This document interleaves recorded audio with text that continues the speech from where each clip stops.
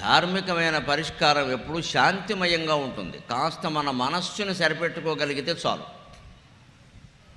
దీనికోసం ఇది వేణుగోపాలస్వామ రాజగోపాలస్వామ అని కోర్టుకు వెళ్ళుంటే ఇవాల్టి వరకు ఆ తగాదా తెమిలేదు కాదు. ముఖ్యంగా నా బాధ నాది, నన్ను ప్రవచనానికి ఎవడు పిలిచేవాడు కాదు.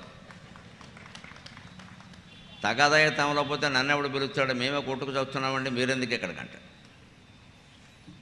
ఇలాగే మనం దేవాలయం తగాదాలు కాదండి, ఇంట్లో తగాదాలు, ఊళ్ళో తగాదాలు కూడా ఇలాగే మనం పరిష్కారం చేసుకోవాలి.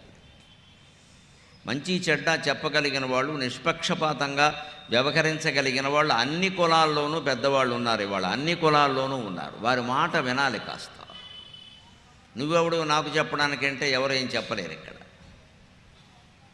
ఏమీ మనస్సులో దురాలోచన లేకుండా ఊరు బాగుంటే చాలు, కుటుంబంలో తగాదా వస్తే మొత్తం కుటుంబం బాగుంటే చాలు, ఊళ్ళో తగాదా వస్తే మొత్తం ఊరు బాగుంటే చాలు అనేవాళ్ళు ఇప్పటికీ ఉన్నారు. లేకపోలేదు, దేశం గొడ్డుపోలేదు.